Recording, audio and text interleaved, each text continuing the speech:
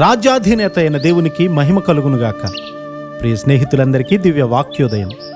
ఈనాటి పాఠ్యభాగము ఎస్తేరు 4:14. నీవు ఈ సమయమును బట్టియే రాజ్యమునకు వచ్చితివేమో ఆలోచించుకొనుమని చెప్పుమనెను. ఎస్తేరు గారు దైవ భయము కలిగి తన శరీరాన్ని పవిత్రంగా కాపాడుకుంటూ తన జీవితాన్ని దేవుని కొరకై ప్రతిష్ఠించుకున్నది. ఎవరైనా తమ శరీరము దేవునికి చెందినదని నిజముగా విశ్వసిస్తే దేవుడు వారిలో నివసిస్తూ సమయం వచ్చినప్పుడు వారిని వాడుకోగలుగుతాడు. దేవుని వాక్యానుసారంగా ఎస్తేరు గారు జీవించింది. ఆ విధంగా జీవించినటువంటి వారిని దేవుడు తప్పక వాడుకుంటాడు. మనము డిగ్రీల వెంట పెద్ద ఉద్యోగాల వెంట పరుగులెత్తుతూ ఉన్నాము. గొప్ప పదవిలో ఉన్నటువంటి వారు కూడా దిక్కుమాలినటువంటి చావుకు లోనవడం నేను అనేక మందిని చూశాను. ఈ సమయాన్ని బట్టే రాజ్యానికి వచ్చితివేమో అని మొర్దెకై ఎస్తేరు గారిని హెచ్చరిస్తూ ఉన్నాడు. కొంతమందికి మంచి స్థితి, ఉన్నత పదవులు కావాలి కానీ ఇతరులను గూర్చినటువంటి ఆలోచన వారికి ఉండదు. కొంతమంది పార్లమెంటులో క్రైస్తవ ప్రమాణాల కొరకు పోరాడడానికి కూడా భయపడి సిగ్గుపడతారు.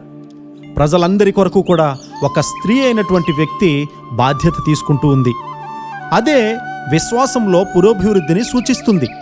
మరణానికైనా తాను సిద్ధపడిపోయింది కదా.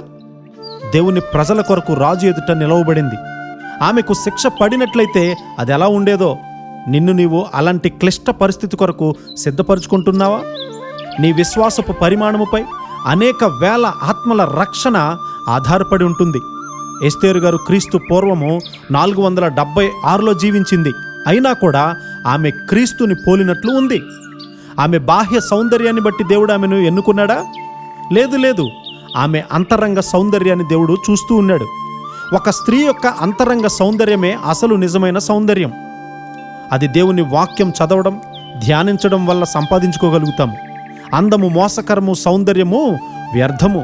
యెహోవాయందు భయభక్తులు కలిగిన స్త్రీ కొనియాడబడును అనే మాట సామెతలు 31:30లో మనం అనేక సార్లు ధ్యానించాం. ప్రపంచమంతటికి అంతరంగ సౌందర్యం యొక్క ఔన్నత్యాన్ని ఎస్తేరు గారు తన మాదిరి జీవితం ద్వారా నేర్పించింది. ఆమె గుణశీలాల ద్వారా స్త్రీ జాతి అత్యున్నతమైనటువంటి స్థాయికి చేరింది కూడా. దేవుని ప్రజలను నాశనం చెయ్యాలని హామాను కోరుతూ ఉన్నాడు కానీ దేవుని హస్తము అతనిపై బలంగా రావడం వల్ల తాను నిర్మించినటువంటి ఉరికొయ్యపై అతనే ఉరితీయబడ్డాడు. దేవుని నుండే మహిమ, ఘనత లభిస్తాయి. జ్ఞాపకముంచుకో.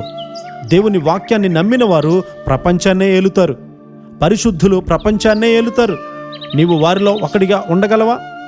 అలాగైతే ఏ పాపానికి కూడా నీలో స్థలం ఉండకూడదు. అట్టి కృపాధన్యత దేవుడు మనందరికీ దయచేయునుగాక. ఆమేన్.